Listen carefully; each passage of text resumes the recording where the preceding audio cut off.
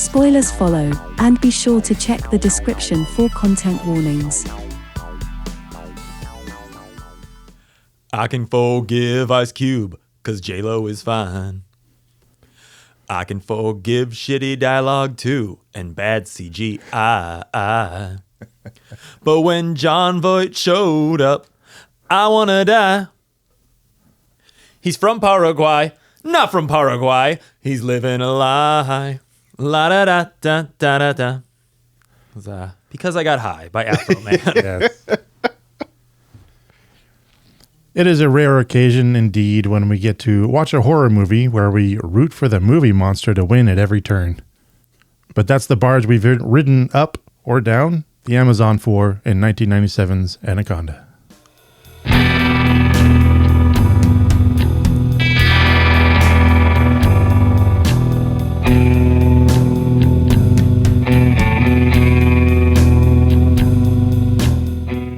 Welcome to the Nostalgia Killers podcast, where we revisit films from our youth to see if they still hold up or should be inserted into the great DVD player in the sky, and where I have forgotten how to drive this boat.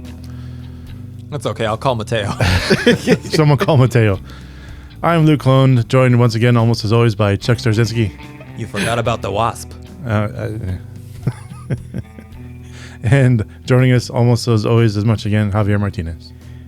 Oh, man. Yeah, I'm super excited to be here today. This is all your fault, man. You started this. Be sure to stick around for this episode's Sonic Death Monkey Top 5, where we go over our top 5 movie characters we would follow into the Amazon.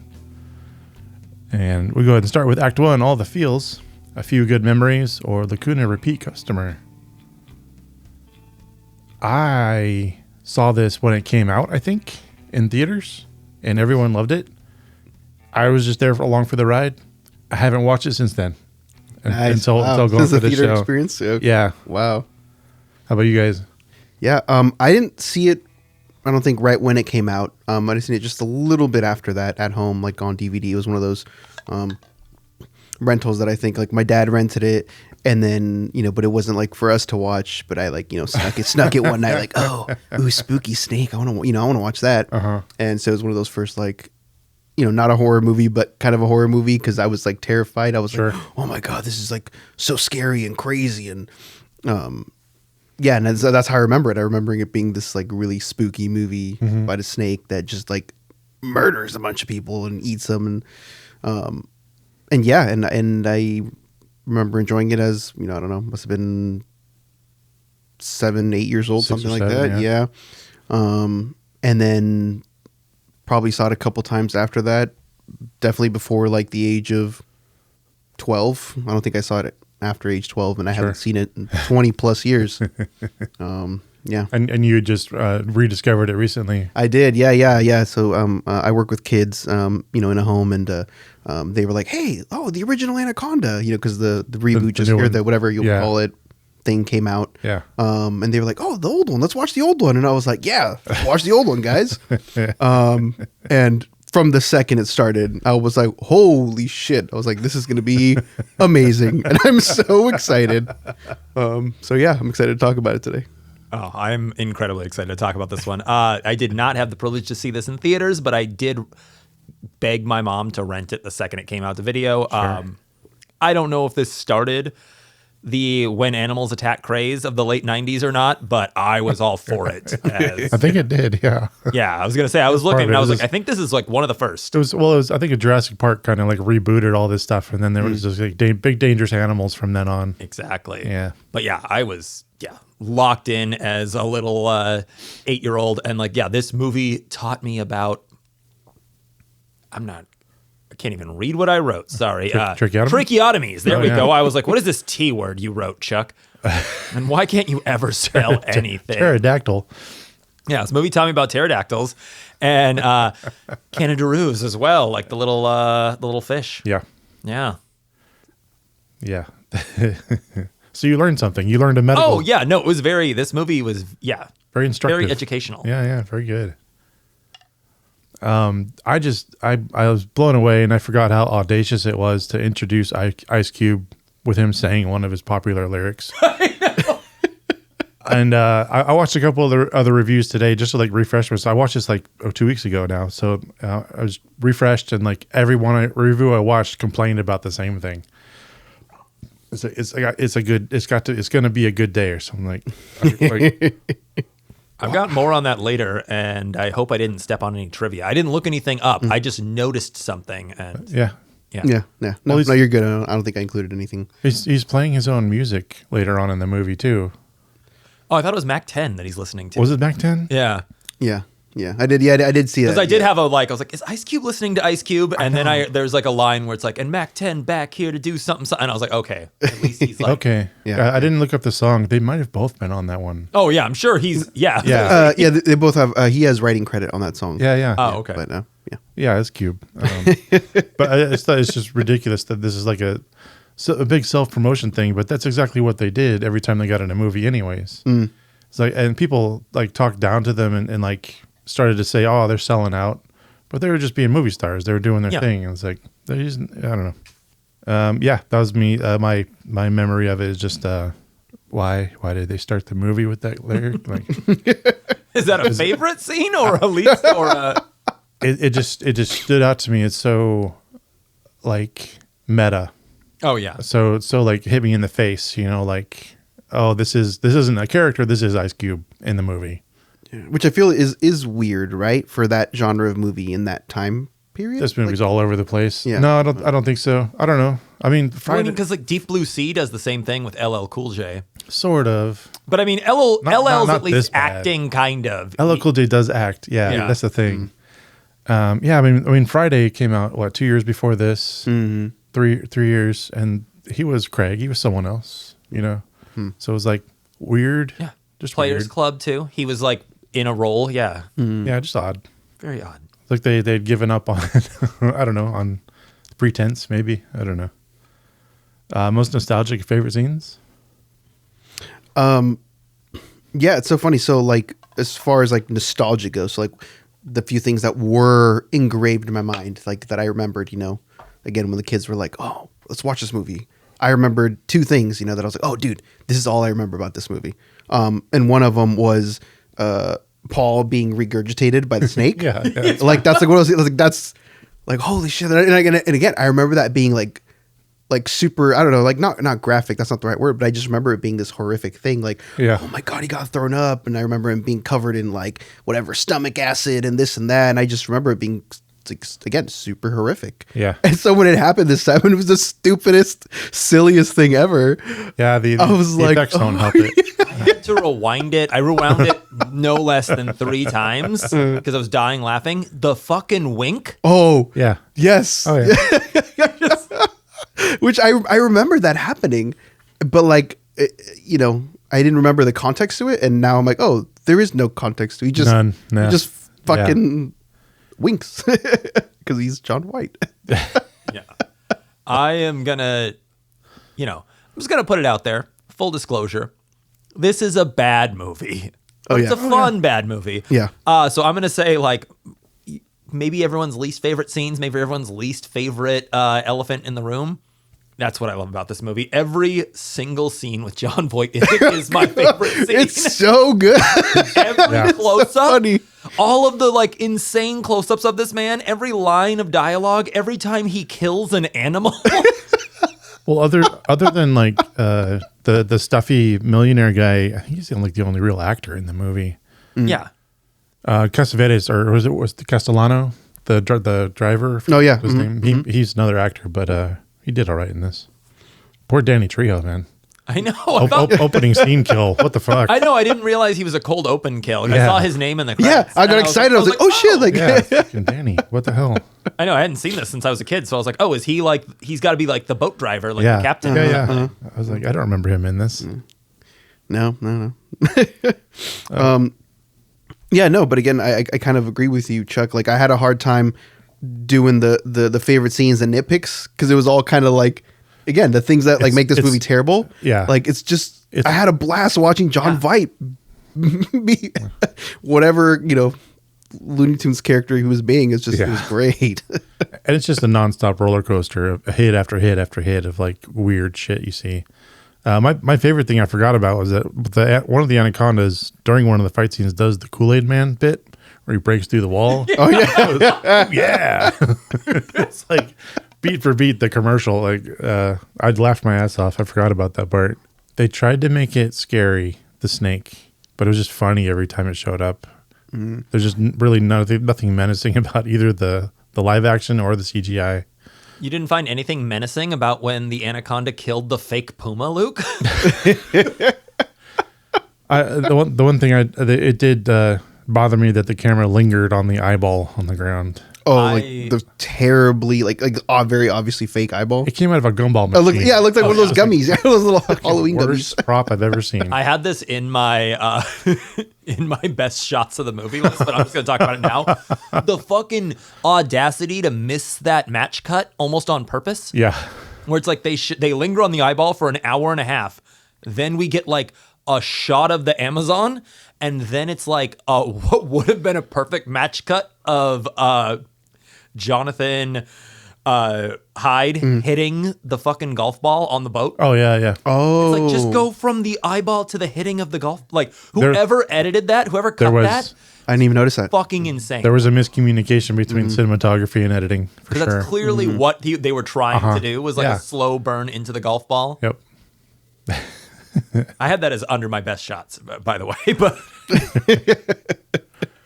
I think I wrote this later, too, but my favorite parts of the movie are any time that Owen Wilson's actually holding a boom microphone. if you ever notice, he's got it in the camera shot every time, and then half of the time he's pointing it at himself. He has no business holding a fucking microphone in any part, and it's just hilarious to watch him like struggle to think of what to do as acting. Yeah. What do I do with this? It's not like I've seen this a million times in my career. He's like watching whoever's doing the actual boom for the film. Yeah. Like watching them and like, I gotta hold up. Yeah. Trying to figure it out. Anytime as he goes. they're pretending to be a movie crew, it's hilarious. oh, it's so good. Cube does okay holding a camera, but yeah, Jesus. I can't imagine what their movie actually looked like. Also, just like if we're talking pure nostalgia, it's like that tracheotomy scene is burned into my brain. Oh yeah. Like just also, I can't remember if there was another movie that did it around the same time. It was just as gruesome, just as like graphic. Like, also the idea of just like choking and being pulled up out of the Amazon River and then just stabbed in the throat with a dirty pocket knife. it was excessive because it was at the wasp that was Yeah, there was a wasp. that did it. So he planted the wasp and gave him a tracheotomy. Yeah, I was gonna say, I think we just talked through it. I think the whole thing blurs together. I don't think there's a nitpick / favorite. No, yeah. Which we're talking about the tracheotomy thing in the wasp. That's actually one of my favorite lines in the movie is when they pull the wasp out, and I think it's Mateo who says he's like, oh, like like wasp, and he's like, or the wasp thing is like deadly. Poisonous. And it's like, wait, that's not the order in which you say those things, buddy. It's like deadly, that's final, so deadly. And also, like, how is that part? Like, that's one of the craziest moments in the entire movie is when John Voight does say the line, Don't forget about the wasp. you forgot about the wasp. Because, like, how did he plant a wasp in this man's scuba gear? Like, how did Eric Stoltz put, like, a... Yeah. How did he not put notice? Yeah, exactly. Yeah. That's the first thing you notice is there's a giant fucking bug in your respirator. Yeah, he's just like, second the respirator goes in your mouth, you're just, "Bleh!" Like, what was that? Yeah. It's like such a like overly complicated method to like get them to turn around too. Like, oh, let me just put a bug in his, like, I don't know. And I wonder if Stoltz had a bigger part in the movie, but they like wrote him in to be like fridged so that Voight could have the main light. Stoltz gets this happens to him all the time. Any movie he's in, he gets shoved to the back somehow. So it's weird because he's like a leading actor. He always has been. And he's great too. Like He's awesome. he's like the movie opens, he's like carrying this whole fucking thing, and then all of a sudden just like, nah, let's let Ice Cube shine. Yeah, let's. Oh, really? We forgot this is a J-Lo vehicle. Yeah. Oh, I have to strongly disagree. I thought he was fucking terrible. But at least he can like kind Like, of act. I didn't see that. I was like, the whole time I was like, oh, dude, he's pulling a Greg Sestero, man. It was just All right. it was Well, terrible. I mean, he had his Tommy Wiseau, so dude, John Voight. That's what he was doing. He was doing a Tommy Wiseau impression. So good, dude. Also, just as long as we're still like blending the line between love and hate, fucking Owen Wilson siding with John Voight for no reason to just move the narrative forward. Yeah. Ice Cube literally says the line, "How did we go from heading to the hospital to catching a giant snake?" And it's just kind of like just go with it, brother. Like, this is what we're doing now. This is where think about it. Like, this is how we've written the script. No, what is it? He says the line. He's like, you guys don't know shit about this shit, or so. He was like, which actually that was one of my other favorite things was Ice Cube acting like, or just playing himself as if he's in this actual situation and not knowing he's in a movie. Yeah. That was his performance. Was just pretty like much. like nobody told him he was shooting a movie, and he thinks he's really in the Amazon with these people, and he's like, what the fuck is going on? Yeah. You know? That'd be great if it was just like a huge episode of Punk'd. It's just like J-Lo invite, like, hey, like we're on the same record label. Like you should come with me to this tropical vacation. It's gonna be this fun river cruise in the Amazon. It's gonna be mysterious. The other thing at some point there says, what? There's snakes here? And his line about like, when Owen Wilson does the turn and he's like, I'm about to throw both of you motherfuckers overboard. Any more? I was gonna say if we're talking like actual like negatives, like actual nitpicks. Yeah, we've moved in both. Okay. Yeah, I think I've only got one because everything else is like toeing the line. J-Lo and John Voight's kiss. That was so upsetting to watch. Yeah. Like it was just, and then John Voight's like, I haven't loved a woman in years. And then he goes in for a second kiss, even though he knows it's a ploy. Like it's just like, ugh, it's just so slimy. I mean, that's what his character would do. Oh, I know. But it was just one of those, I didn't need to see like 58-year-old John Voight like, trying to kiss the romantic lead of the movie. I was not, Yeah, I mean, I know we already kind of touched on it, but like this, the CGI, it's just like, again, I didn't remember it. You know, I thought it might hold up okay. Yeah. Well, the practical stuff does. The practicals, I know, which I loved. I know you kind of, I love the practical stuff. I think it looks great. I think the snake does look menacing when it is the, CG or the whatever practical animatronic snake. But yeah, the CGI is just terrible. And like the shot of when the snake is underwater and you see Owen Wilson. Yeah, that's my favorite. So the snake has no ribs and no body structure. It's just a floating bag of stomach. Yeah. As you can see, it's the face imprint. N64 graphics. Yeah, they were pretty limited for '96. When they made the movie, so it's understandable. But that's like a big part of the charm. I think why people like it now is because it is a bad movie with bad CGI, and you can laugh at it, and especially the vomiting part. Like, oh yeah, he just emits from nowhere. He's just a giant body emits from the snake that is nowhere big enough to hold his body. It's just like enough ridiculous life force in him to give one creepy final wink too. That's the thing. He didn't look that bad. He looked like he could have survived. He was just only lightly digested. Like he could have lived. He could have still been a menace, like the bad guy who's never dead.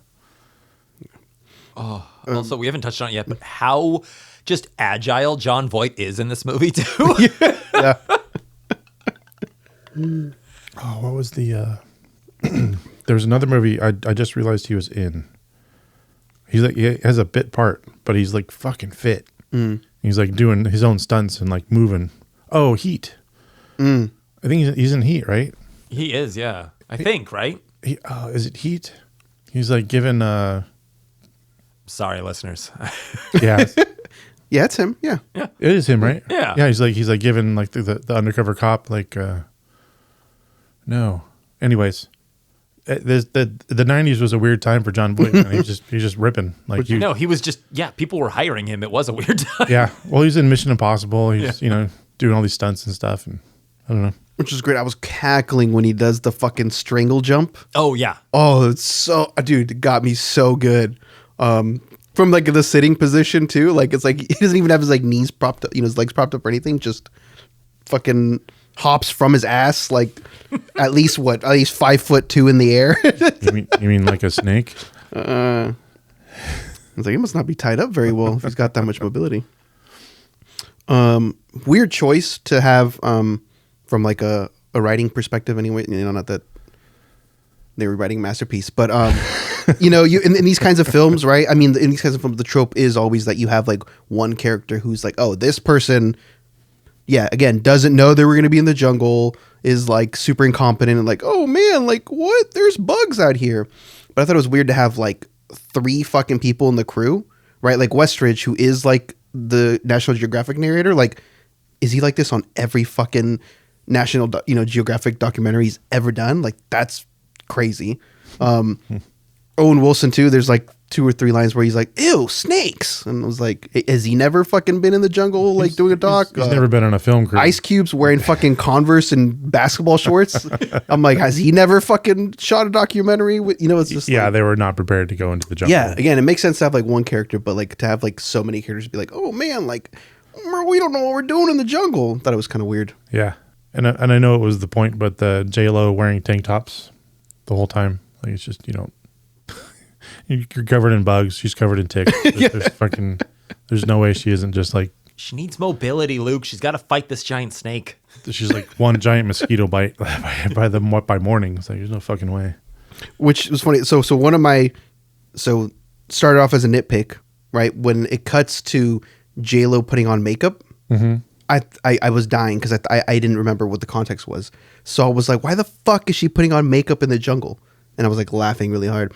And then, she goes to try to seduce Paul. Yeah. And then I was like, oh, okay, she's going to go seduce Paul. Like, it makes sense. And then I thought about it and I was like, wait, why are we implying that J-Lo needs to do anything to herself to be seductive? I'm like, it did nothing. Like, what I didn't get is fucking J-Lo, dude. The shade she picked is like a... It's like a nude. It's like a very... Yeah. Shade. Like, how this doesn't... Your lips look exactly the same without this... Maybe they were limited in the jungle. I don't know. Yeah, but yeah, you're right. It was very like unnecessary to. Yeah. Also, this guy's like. Or I guess why did she even bring it in the first place? I guess. I think just like having a pulse. Yeah. He's like a gnarly reptile trapper who like scams people and jumps boat to boat. Former priest at that. Yeah, that's right. I know that was such a fun little side quest for him to have done before that. A failed priest. Who says I failed? Exactly.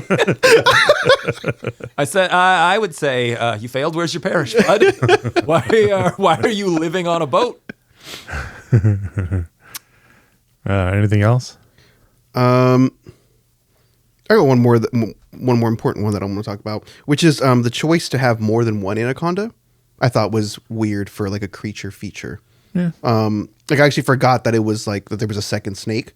Like I just thought they were gonna, like I just thought he was gonna show up and he was gonna have like half his head blown, or the anaconda was gonna have half its head blown off, and then when it's a completely different anaconda, I was like, oh, there's just a second one out here, There's a bunch, yeah. They just would go into a nest, basically, yeah. Yeah, again, that's more of like a sequel thing, right? Where you're like, okay, now we have multiple anacondas, right? Alien versus aliens, right? Oh God. So I thought it was weird that it's like there are 3 sequels to this.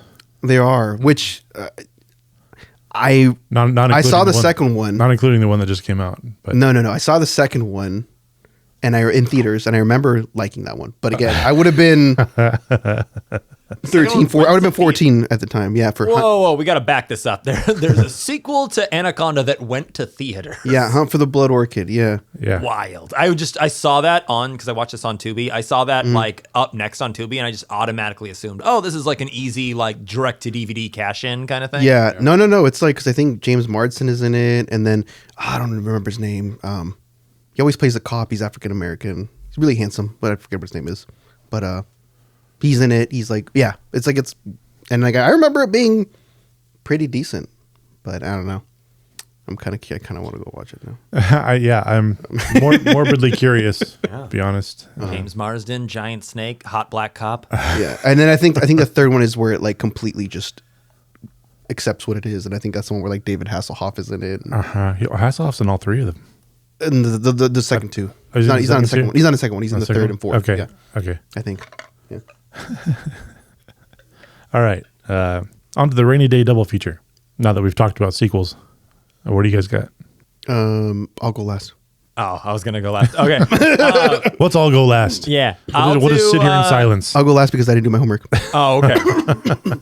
Well, then I will. There was a low-hanging fruit sequel or choice, but I'm gonna leave that on the board. Then I'm gonna go with Fritz Geraldo, I don't know which what that is the Werner Herzog, like 1970s epic. Oh yeah, I know what you're talking About an insane man taking a, like, again, so little sleep, not enough caffeine.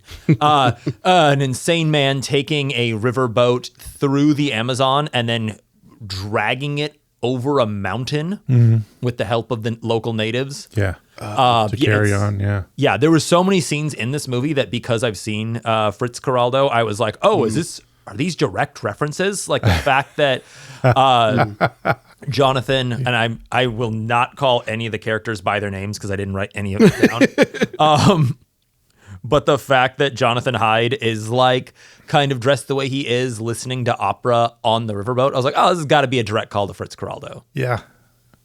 But highly recommend. I don't know, but I know what you're talking about, though. Movie's insane. Highly recommend watching Yes. it. Highly recommend watching it without doing any research on Yeah, how people were treated or... I had to watch that in high school with no context. That teacher just put it on and I don't left us even with know. it. I don't even know what this is. Yeah. It's fucking nuts. I went with Predator. I went for a competent jungle movie. Yeah. Nice. Yeah, just to like wash the taste out of my mouth, you know. Yeah. And I'm gonna go with Anaconda, Hunt for the Blood Orchid, That's fine. because I remember liking it and I want to watch it. It's not raining, but I want to watch it. All right. Well, then I will throw out my second choice was Deep Blue Sea. Yeah, that's Just a a good more one. competent creature feature Yeah. with a better rapper turned actor. I'm down to do that one. Oh, Which I actually, in a couple I think months. same thing. I think I literally have not seen that in 20 years.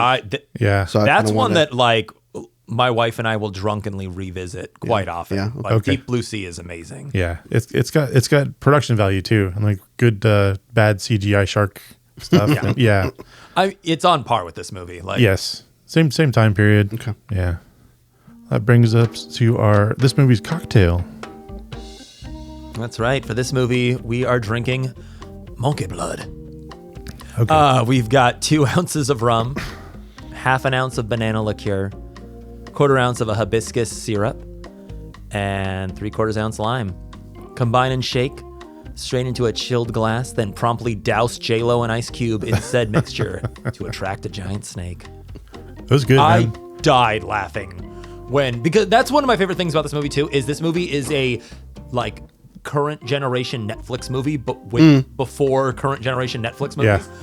Every character has to say exactly what is happening because they know for a fact you are not looking at the screen. It's like John Voight bleeds out. Like I was like, is he bleeding out a monkey? Yeah.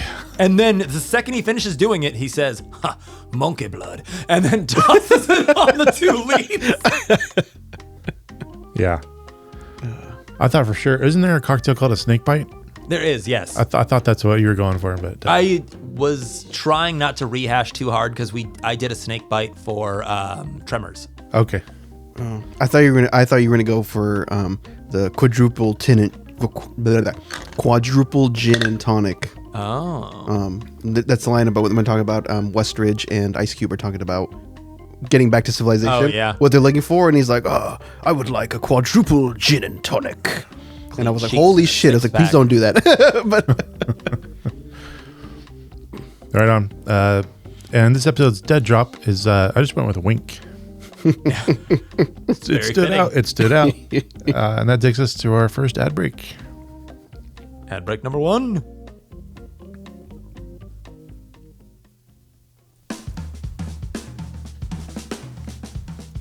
And we're back with everyone's favorite segment, Nostalgia Killers Trivia. It's time to see if our hosts have enough snake knowledge to send a shiver, or are they floating with John Voight up the river?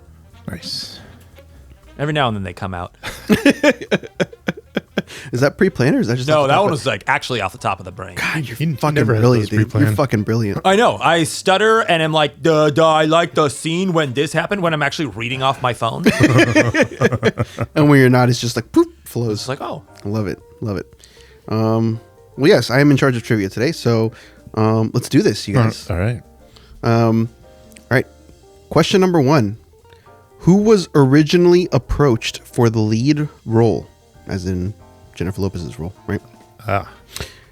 Is it A, Cher, B, Rosie Perez, C, Julianne Moore, D, Winona Ryder, E, all of these, F, none of these? Fuck.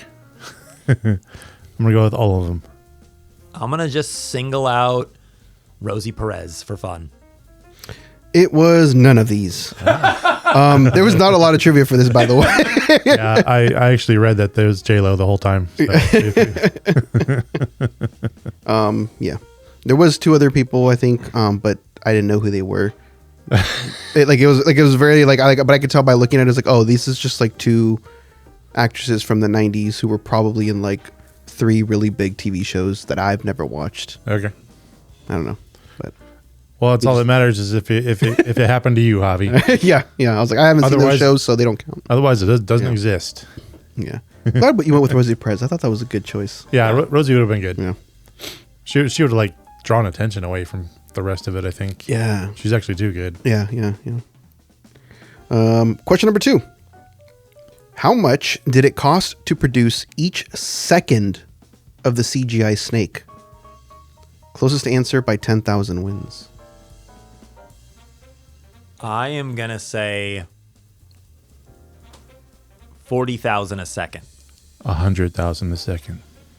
It is, in fact, 100,000 per second. Holy Sorry, shit. Which is crazy. That is too many seconds of CGI in this movie then. Yeah, I cheated. Sorry. I kind of really wanted to scam. I saw a tidbit somewhere. Which after I saw that, I really wanted to I was like, fuck, should I rewatch this? And I want to count how many seconds because I couldn't find Yeah, and it's the number of seconds that shows up. and it goes to show you like where they were stuck, like technology wise, because they did what they could and they paid a fuckload of money for it, and that's why you don't see a lot of it because it's fucking expensive. Which I wish they would have just stuck with the practical snake the whole time because I really enjoyed it. I wish they'd have gone with what other horror movies do and just make it dark. Yeah, dark And don't you show cut, them- cut, don't cut, show a, the cut a monster all bit the and time. Yeah. Or just like Tremors. Yeah, exactly. Where they don't show the monster all the time. It's just puffs of dirt and shit. Yeah. Like, all you need is to see, like, if this snake is that fucking big, all you need to see is, like, the back of it whipping a kid. Yeah, it's so big it doesn't even fit in a frame, dude. Like, Yeah, just, yeah. exactly. yeah. Question number 3. Cinematographer Bill Butler was also the cinematographer for what other creature feature? This also explains the similarities in the films. Oh, sorry. I'm just gonna. Sorry. What other creature features? He's a cinematographer for what other creature feature? I'm gonna say Deep Blue Sea. That's a good pick. Gremlins. Nope. It is Jaws. Damn it! Same cinematographer for Jaws. Wow. Wow, that Yeah. guy really, really fucked up for about 20 years. Yeah. Yeah. Which reportedly.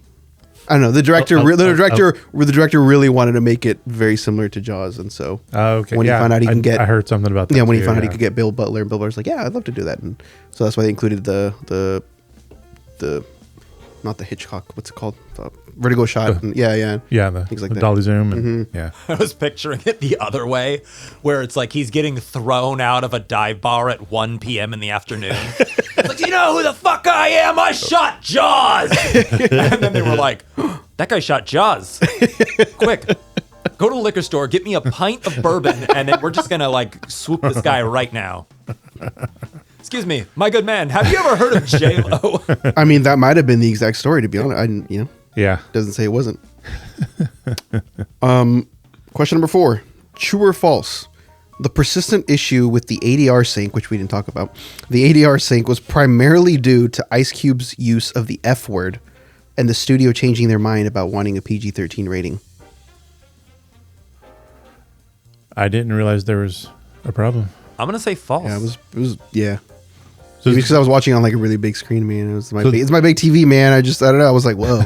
Like none of this is matching up. So this is a true or false? Yes. I'll go with true. I'm going false. It's true. Yeah, Yeah. it's true. Yeah. Yeah, because I watched them dance the entire time through this movie about making it PG-13 or R. Yeah, so it was originally they wanted an R rating, and then at some point they realized like, oh man, we got to appeal to the wider audience. And There's far too little exploitation of J-Lo. yeah, but you had the PG-13 side boob in there, man, which is crazy. Yeah, you should see other PG-13 movies from the early 90s, like what they got away with. Question number 5: who was not considered for Paul Cerrone? John Travolta. You're right, Luke. All right, He was not considered. Take You're a right. card. A. Jean Reno. B. Tommy Lee Jones. C. Kurt Russell. Or D. John Malkovich. I'll go Jean Reno. He was doing these kinds of things. I'll go time. Kurt Russell. It is Kurt Russell. Nice. Hey. Yep. Jean Reno, Tommy Lee Jones, and John Malkovich were all considered. Ah, okay. Yeah, I think Jean Reno almost did it. Tommy Lee Jones and John Malkovich said absolutely not. Question number 6: true or false? The animatronic snake was over 40 feet long and weighed 5,000 pounds. True. False. It is true. Yep. It included 60 individually moving vertebrae and over 40 miles of wiring. Yeah, it was a massive That's snake. right. Yep. They were still doing it by hand. Mm-hmm. It wasn't. Yeah. There's people like pushing pumps and levers and shit like in concert, Insane. like a Jim Henson operation.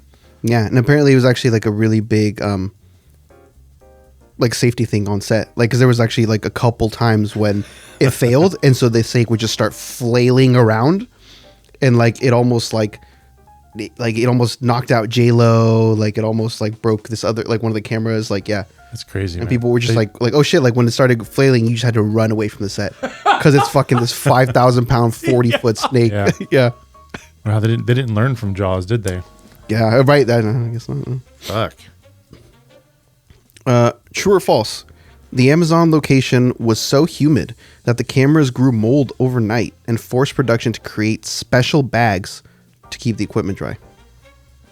I'll buy it. True. Yeah, it's true. Yeah. For some reason, they didn't think about that. They were not prepared to film in the Amazon, which they did film in the Amazon. Yeah. For part of it. Well, the whole time I was watching Ice Cube with his camera, I'm going like, dude, you're jumping in the water with a battery belt and this fucking VCR on your shoulder. You want to put a bag on that? I guess not. True or false? The film was considered a commercial success and even opened number 1 at the box office. True. True, yeah. It had a budget of $45 million, made $136 This million. thing was fucking megaton when Yeah. it came out, man. Like everybody went to the theater like 3 times to watch it, to like it go on different dates with different women and stuff. So, yeah, it was happening. It was man, I don't know. Did we have nothing else? Like, I wanted to look at the weekend that it came out and like, see what else was playing. Like, was there nothing else to do? That I guess. Liar Liar was playing at the same time, and Yeah. and it knocked Liar Liar off the number 1 spot. Yeah, that's amazing. Wow. Yeah. Question number 9: true or false? John Voight's accent was not scripted, and the director assumed it was a joke or an improv bit. And once the cameras rolled and Voight continued, the director felt he could not confront Voight about it. I hope it's true, I'm going to say false. It is true. It is true. dude. That's exactly what he would do. That's incredible. Exactly what John Voight would do. He would bring it and not tell anybody and just show up and do it. And then if anyone questioned him, he'd threaten to walk. That's the kind of shit he would do. Oh my God. Yeah, which is amazing because then it makes you. I couldn't find this specific bit, but it makes you think like, okay, so then is the whole Paraguay thing like? Was that his idea? He was just like, I am from Paraguay. Like, Oh, it has to be at that point. There was a lot of things I imagine he just said, okay, we're going to do this now. It's not in the script, but the cameras are up and running and we're going to do this because I say so. And yeah, I think like maybe a quarter of the movie is written by John Voight. I was going to say, maybe we just cracked the code of why Ice Cube isn't that good in this movie is he's just not good at improv. Because like John Voight's just there rambling, and then Ice Cube literally is like, "Wait, in the script it says we're going to the hospital." Which brings us to the final question: true or false? John Voight signed on late to the film and had no idea he was playing a villain until seeing the rough cut. That's when he realized he was the villain of the film. He read it as a tough as nails hunter hero who was ultimately bested by his foe, the snake. I think he's crazy enough to believe that. I'll say true. Yeah, I'll go true. That's false. False. Damn. That's false. Yeah. Yeah, But, that's that was a good That was a good 1-2 setup there. Yeah, a good one there. I like that. I got 4. I got cinco. Nice. Well, congratulations, Thank you. Luke. I always wanted to win the trivia for Anaconda. Looks like you know a lot about snakes. I know a lot about snakes. Thank you for doing trivia, Javi. Let me read my script here because I haven't done this in a while. Gonna take down this trivia music, and this is where we like to thank our executive producers. Thank you once again, Eddie Martinez. Oh, Addie, we would perform an emergency tracheotomy on you anytime. And if you would like... I'm trying to get her back on the show, man. Go on. If you would like emergency surgery performed with a pocket knife, you can subscribe to us on patreon.com. We will use your money to purchase a box of Bic pens we can take apart and use as straws for you to breathe through as you survive in the wilderness. Thank you, Addie. Why does this sound like more and more like a threat every time we do it? Well, maybe more people should support the show. We got more people to threaten. That'd be amazing. Yeah, that'd be great. It takes us to our second ad break Ad break number 2. and our lawsuits.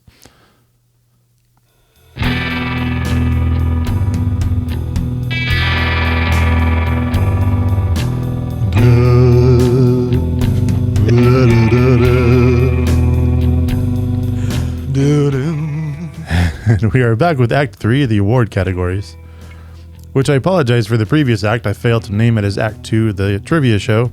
I think we just jumped into it. But we are now in Act 3 of the award categories, where we always start off with my new band name. How many did you bring this time? I whittled it down. I had a lot, and then I was like, let's just keep it short and sweet. I say we go punk and like start just making shitloads of them. All right. You hear that? We make this the show. This is it. This is it. This is the show. Going back to season 1, okay? It's okay. Lauren's not listening. Yeah. Probably isn't, so. Yeah. Lauren's not. Mom's not watching. We can do whatever we want. So my band name is People of the Mist. Nice. They're a jungle drum and bass collective. With their hit album, Does the Jungle Make You Horny? And the big number 1 song off said album is Up All Night, in parentheses, picking leeches from my scrotum.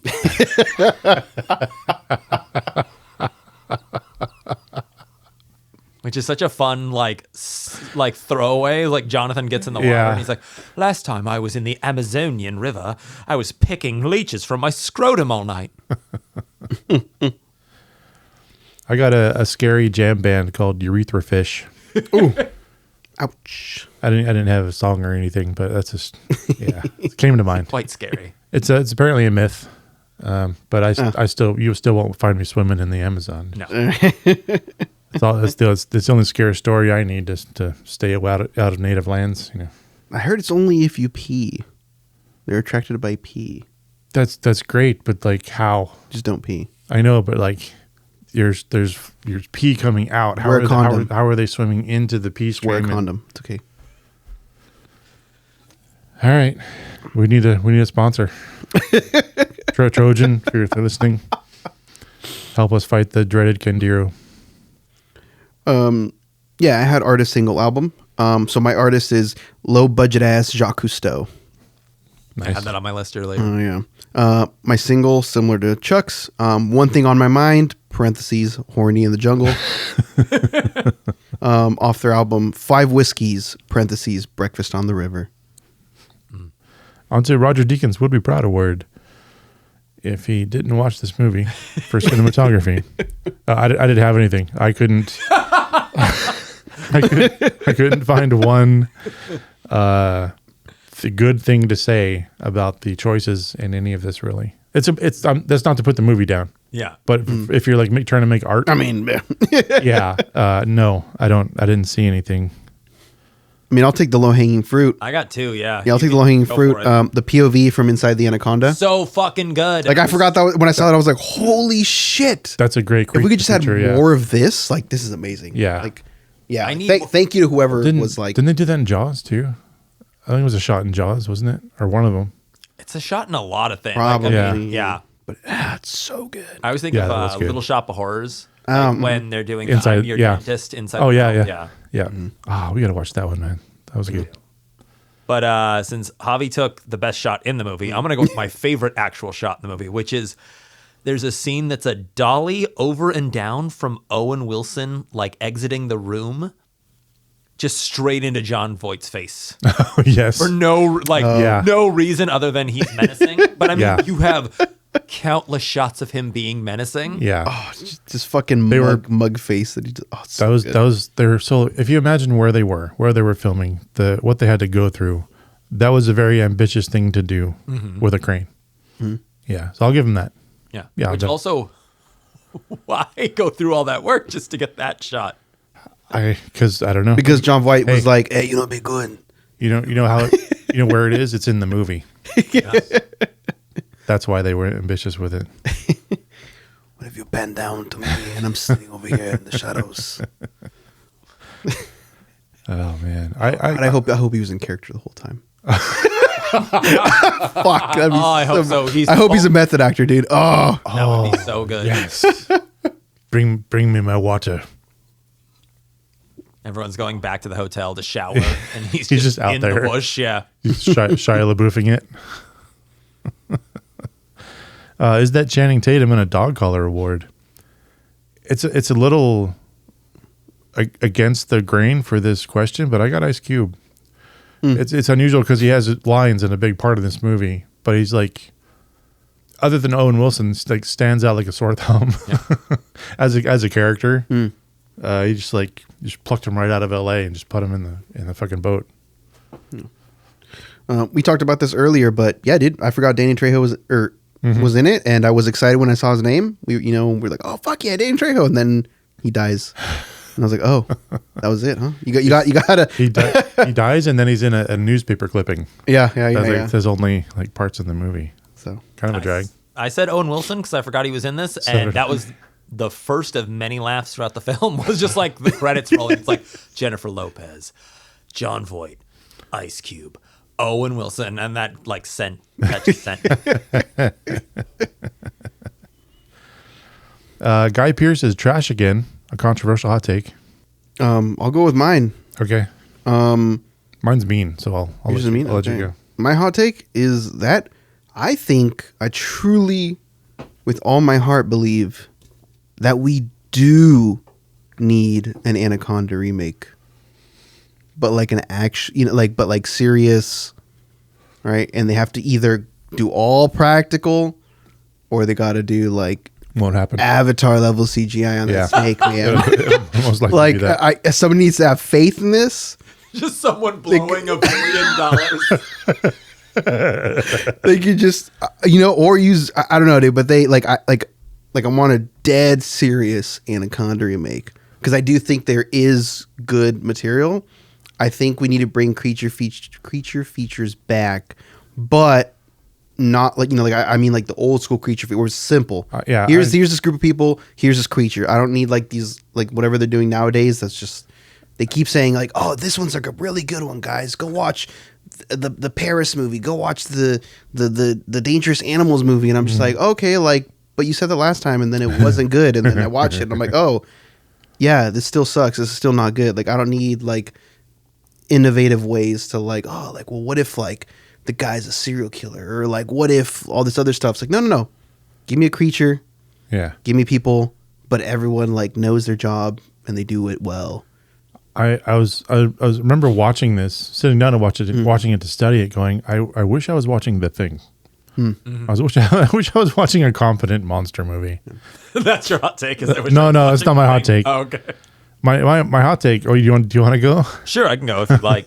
If you want to close it out, I would happily. I mean, go. mine's downer, but My hot take is this movie doesn't need the titular anacondas because John Voight is enough. Like, if this is just Cape Fear, basically, like, yeah. I'm all in. yeah. Like, yeah, if they go, like, on the quest to find the people of the mist, like this tribe that is hidden, and he's just like, Oh man. hey, man, I'll show you what a tribe is. And then just, it's him hijacking the boat. Sure. I'm all about it. Hell yeah. Oh, not to mention the flimsiest of bookended plots. It feels like they like forgot what the movie was about, and at the end they're like, "Oh yeah, we got to show these people." Yeah, right. Oh Jesus! Look, there the natives are. Oh my God. And then So glad we found them. and then fade cut to boat on the sunset. Like, what happened? Oh Jesus! Yeah, they never got more fuel, so like, how did they ever make it back? Yeah, unanswered, completely unanswered. My hot take, which it might be fuddy-duddy, but this movie is a milestone in the downward spiral of human civilization. This is where this should have failed. People should have like denigrated this and like kicked it aside. Maybe gone to see Liar Liar. I don't know. But since it got so popular, made so much money, people thought this was a sign to do this again and again and again. Should this have been the decline of Western civilization, part 4, basically? Maybe it was in my lifetime a noticeable moment when I lost faith, a little chunk of faith in humanity. Silly Luke, you're not supposed to have that ever. I was a fool to have it in the first place. Exactly. Yeah. All right, Blue Velvet meets Blue's Clues. I would rather see a boatload of snake adventurers drive through the desert and slowly get picked off by shady humans. Just to like swap the species. Just swap it out. Like give them little suits and guns and everything. Snakes, you know. And like, what's going on? I have no idea. Pew, pew, pew. I went for some low-hanging fruit. I said Anaconda meets Jungle Cruise. So you've got The Rock and Emily Blunt doing their like god-awful whatever the fuck that was supposed to be. And then just out of nowhere, like as The Rock is, careening down the river, they just pick up John Voight. I have Anaconda meets Castaway / Predator, right? I kind of just want it to be like a man versus nature. Poor Tom Hanks, man. He's just trying to survive. What the fuck? Yeah, trying to survive. And then boom, guess what? Big ass fucking snake on this island, dude. That goes invisible and like has like guns and shit, like Predator, right? Got to use your resources, and it's got to be just small island, and snake's like, hey, dude, like I don't get big prey like this all the time, so gives me a real reason to go after you, and. You got man trying to survive the elements and a big ass snake. So, and Wilson's actually just a grenade launcher. I dig it. The Anaconda just chokes on Wilson. Wilson self-sacrifices. Any a la cartes? Yeah. I've got a story time because I didn't know how else to put this. Sure, this is where it goes. Yeah. I said this movie has no less than 3 references to Ice Cube's hit song, It Was a Good Day. Yeah. The number 1 is on the nose. Ice Cube literally just says, today's a good day. Today's a good day. Number 2 is when John Voight tells Mateo to cut up the boar that he just shot. Ice Cube says, ew, we're going to eat that? Which relates to, gotta thank God because mom cooked a breakfast with no hog. Yeah. And then number 3 is my favorite. J-Lo literally shoots an anaconda 3 times in the head while it's trying to crush Ice Cube and eat Kari Weathers at the exact same time. So, fucked around, caught a triple-double.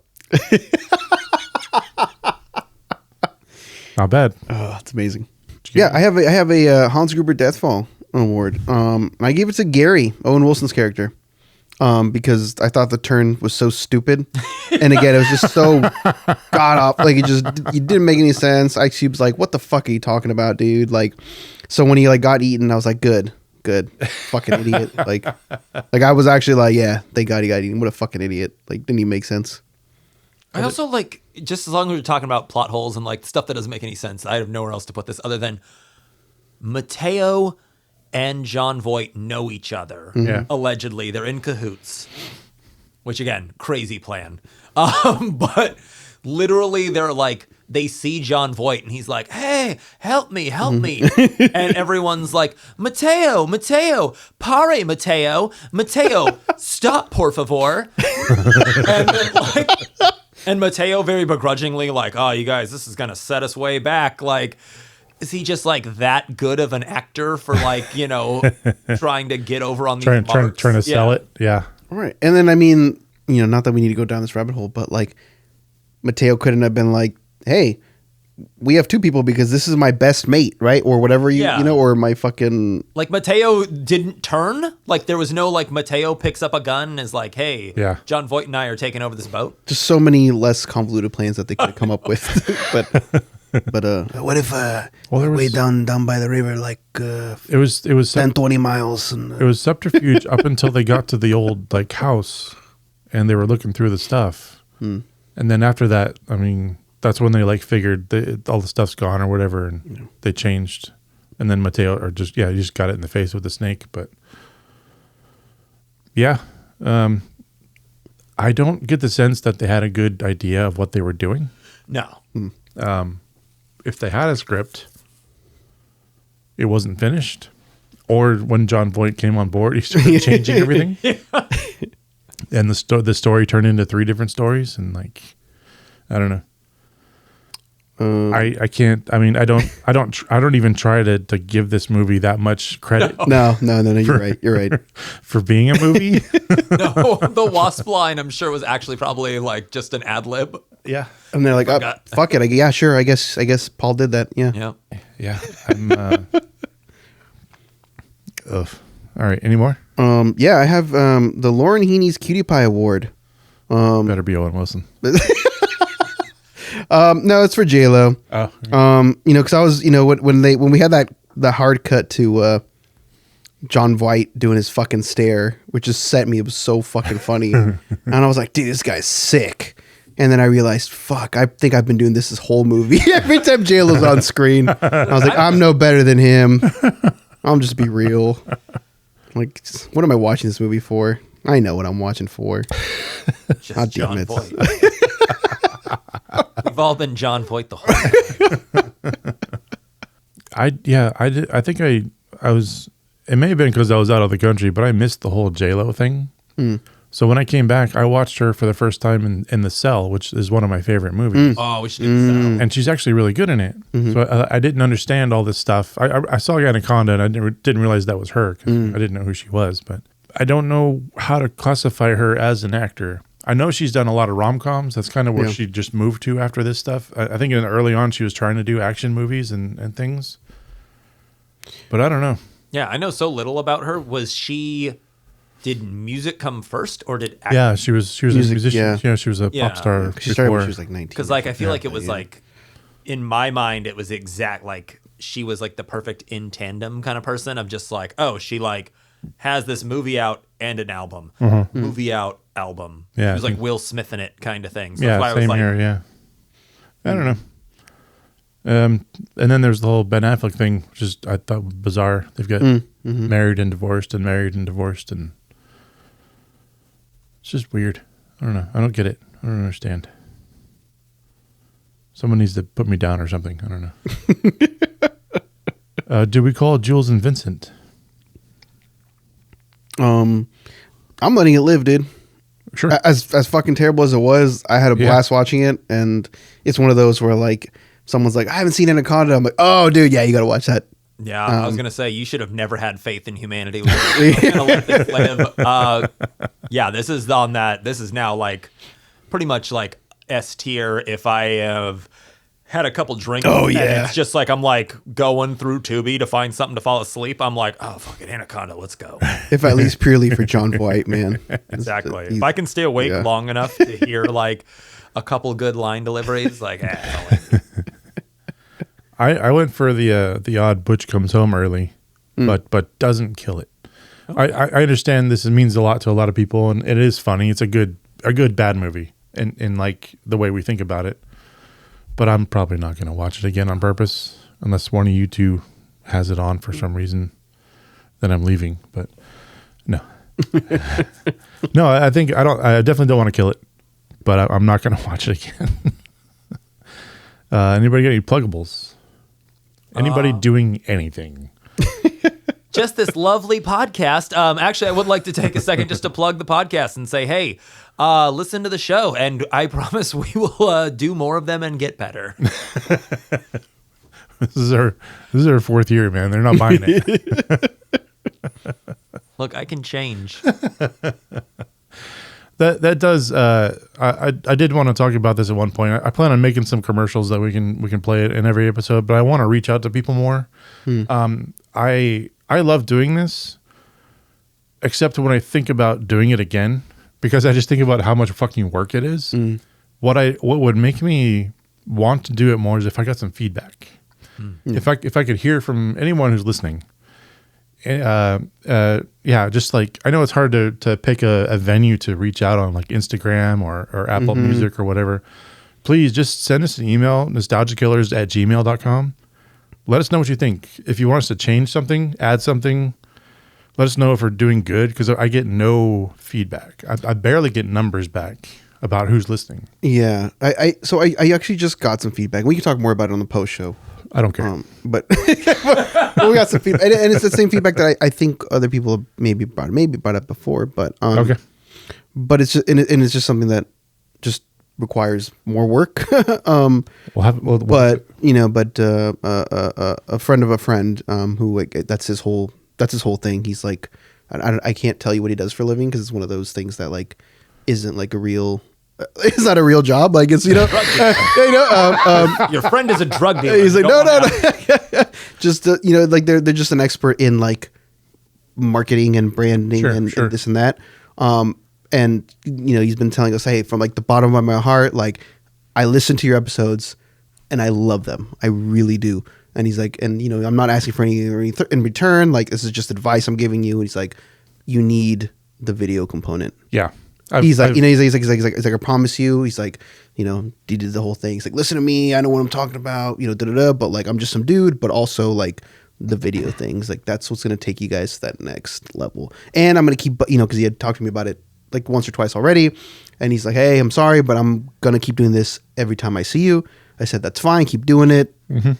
Maybe it'll happen eventually. But in the meantime, keep doing it. And he's like, I'm going to keep doing it. I said, thank you. This may have been the same person, but I've gotten the exact same feedback from a random commenter on Instagram. Oh, it might have been. Might have been that. Yeah. And I totally get it and understand. And we're going in that direction. I've got some pretty cool things coming up. I mean, again, I understand it's more work for sure, but it is. Yeah. But I don't know. But I've also, like, invested so much money in this shit already, so we're gonna do it. It's gonna happen. No, I'm making a 360 monitor that's gonna go right here. So when we have people calling in, their face will be right below the camera lens, and we'll be able to see it all the way around. It's gonna look pretty cool. I'm working on 3D printing the model to make it all work out and stuff. That's gonna help us, because when Mara was on the other two episodes, and she's on the TV over on my right, but I can't see her, so I'm, like, having a difficult time connecting, like, talking to her, and, like, it just felt weird. So once we get that in, we will do video every time. Cool. Hell yeah, man. I'll be camera ready, baby. Okay. Past pluggables. On to Sonic Death Monkey Top 5. I need to make a sound bit for this. I need, like, a... Ooh,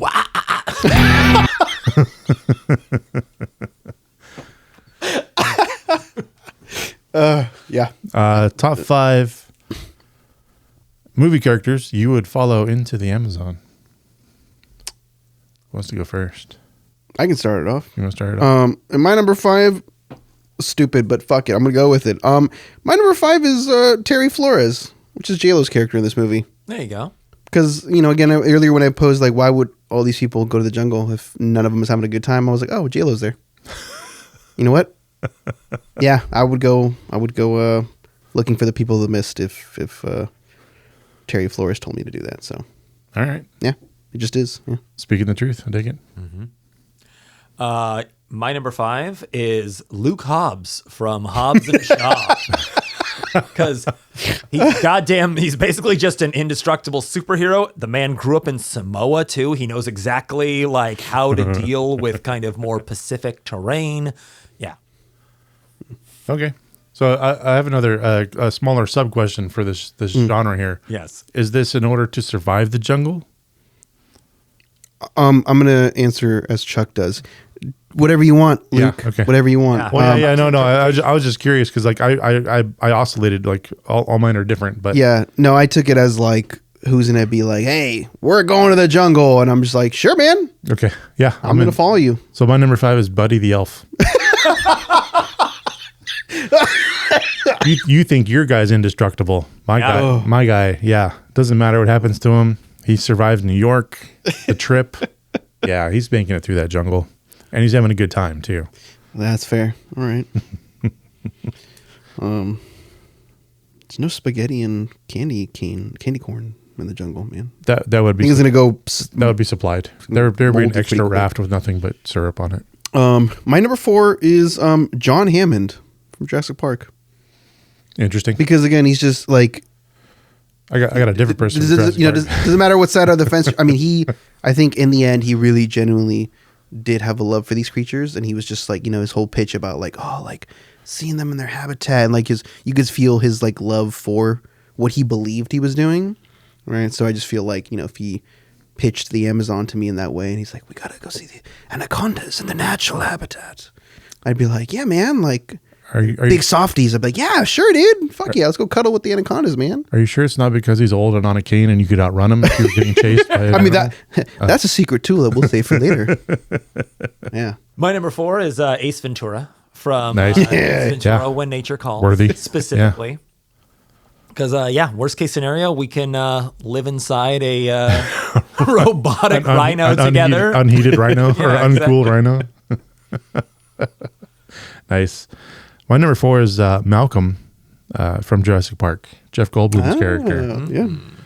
Because I would basically use him as bait, just like make him, get him all oiled up and shirtless, and then just shove him out in front of me as we go through the jungle. That would. I was going to say, I'd use him in the exact same way Javi would use J-Lo. I'd be like, something about this guy makes me feel confused and safe at the exact same time. Oh, God, he just unbuttoned the top 2 buttons of his shirt. My number 3 is Benjamin Franklin Gates. Yeah, that was on. I tried really hard not to put him on there. Yeah. Yeah. Yeah, man, I don't know what kind of artifacts are hidden in the Amazon, but yeah, we're going. I'm sure they're tied to U.S. history somehow. It's all America's gold is down there somehow. Yeah. We got to cover those movies, man. Oh, I forget who else brought them up. But, Lauren. was Yeah, it but we Lauren? brought him up, Yeah. a couple times, I think, but yeah. Those My are- wife will just bring them up. Yeah, Yeah, they're corny and cheesy, but I still fucking watch them. Like they're on when I go to hotels and stuff, they're always on like the Christian channel. Yeah. And like it's the only channel that has movies, so I'm like, all right, I'll fucking A. This is awesome. Number 3. Me? Number 3, I said Poison Ivy from Batman and Robin. For basically the same reason Javi's followed J-Lo yet again. Except she can also talk to plants. I was going to say, is it not because of her magical connection to plants that you'd want to? She's also Uma Thurman in the 90s, but yeah. A little bit of both. Oh boy. My number 3 is Michael Douglas's character from Falling Down. Just a guy with a bag of like shotguns and grenade launchers and shit. Fair. That's who I'd follow into the jungle. He's been in some jungle movies too, hasn't he? Like some war movies. I forget. He's in The Game, I think. Also, just picture him in that movie being like, I am tired of. They told me at the border that dollars to pesos was the. It's just like, What's wrong with the highway? shotgun. It was a bad day, but it's going to be a good day now. Look here, John Voight. There's nothing wrong with the river. We don't have to take this fork. Yeah, if I had to pick someone to take on that that John Voight character, that'd be that guy. My number 2 is Aragorn Oh, nice. from Lord of the Rings. Yeah. Yeah. Motherfucker knows how to give a speech. He's confident. And he's actually a ranger, and he's useful, and he survives Middle Earth, man. So I mean, basically invincible. What's a big snake in a fucking nothing, dude? Basically invincible and could carry you through the jungle. Yeah. They're very nice. Yeah. The choice of weapons, I would question. I doubt he's seen a firearm. Dude, if He can go out there with bows and arrows and swords and stuff all he wants, but he's just gonna get shot down. Here's my magic boomstick. My number 2 is Alan Parrish from Jumanji. Oh, there you go. He lived in the jungle, for like 40 years until the dice read 5 or 8. So, yeah, he's got my back. It's another good one. Yeah, it's been a while since I watched that. Oh, we got to do Jumanji. Yeah, let's do that one. My number 2, it's cheating a bit because it's more than one person, but I would pick the Three Amigos. Yes. They're just also invincible, basically, and once they figure out where they are, they kind of pull their shit together. And You can also sacrifice Chevy Chase at any point. oh yeah, most definitely. And for my number 1, which I hilariously, literally up until about, I don't have a timer, but probably about 16 seconds ago, just realized it's actually the worst choice. But for some reason, I was like, yeah, man, this is like the easy, low-hanging fruit. It's the obvious choice. I'm going to go with it. But I said Indiana Jones. Oh, yeah.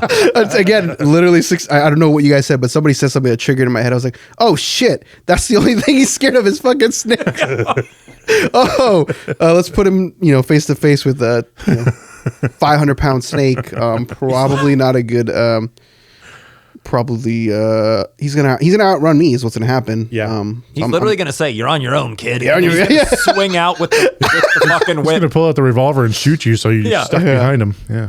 But you know what? But I think the question was follow into the Amazon. I would have followed him. Yeah, I would have died, but I would have followed. left behind. Yep. Oh, didn't they go into the jungle in the Crystal Skull? I think they did. You would have gone to the jungle in a couple of them. Luke. I would be down. I guess the Crystal first Skull. one too. Yeah. I mean, you're right. Because Crystal Skull primarily takes place in the jungle. Yeah. But yeah. Did you guys watch the last one? No, I refuse. Dawn of Destiny. I did. I think we might have talked about it. I think we did. I didn't watch it, but I think you talked about it, and you weren't like too upset about it. It wasn't as bad as I thought it was going to be. Right. But it was still like such a slog and just Yeah. Yeah. I want to. And then turned too fantastical in the end. But people were like, my friend was like, you didn't have a problem with Crystal Skull and they had fucking aliens. And I'm like, yeah, but aliens is different than the thing that happens in that movie. I don't know if you guys know what happens in it, but I don't. no. I'm going to spoil it for our listeners. I'm actually regretting asking you the question because I'm over it now. Oh, okay. Time travel. Oh, Jesus. Yeah. That's brilliant because then that way they can be like, that's why he's de-aged. Yeah. Now I want to watch it. Well, actually, sorry. Pushes up glasses. Not time travel. They just go through a wormhole. Ah. So it's not really time travel. They're just. I'm still kind of interested now. Holy shit. All right. You sold me. Yeah. But it's just like nothing in the movie like leads up to that. So then when it happens, you're like, wait, what? What's happening? There's now? no Donnie Darko setup. No. I think you like realize it at the same time that like the villain and everybody does. And you're like, wait. What we're gonna do? What? What's happening? Yeah. Is this a good bad movie? No. Was This is bad? ugh. Yeah. But yeah. All right. I mean, it came up to my mind like a lot. Indiana Jones, but at the same time, yeah, I don't know if I would trust him to help me survive or No. we would all just die. Yeah. No. Chuck said it, man. He's leaving you behind. Yeah. My number 1 is Mimi Siku from Jungle to Jungle, which is a children's movie from the 90s. Oh, Tim Allen? Tim Allen, yeah. Who's Mimi Siku? That's the boy, the son. Oh. And the reason why I picked him is because not only did he grow up in the Amazon, so he already knows how to survive, he survives being Tim Allen's son.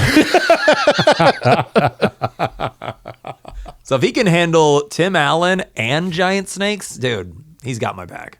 All right. Yeah, that sounds formidable. My number one, also kind of cheating because he is a real person, but he was also a part of a movie. But Hunter S. Thompson and his suitcase of uppers, downers, screamers, laughers. That's who I would follow into the jungle willingly. And that brings us to the end of the Sonic Death Monkey Top 5 and our normal main podcast. This is not what I have written down because I'm cross-eyed at the moment. That brings us to the end of our regular show. But you can follow us on Patreon for the epilogue, where we talk about current movies and our recent viewings. NostalgiaKillers.com sends you there. Thank you for listening. Music. I am so sorry. Down, down, down, down. Down, down. All right, here we go. Thank you for listening. I have been Luc Londe. I have been Little Bird. I have been a failed Paraguayan priest, Javier Martinez. And we have been the Nostalgia Killers. Bang, Bang, bang. Send us emails. That's the one. The worst fucking show I've ever heard in my entire life. You guys call yourselves podcasters.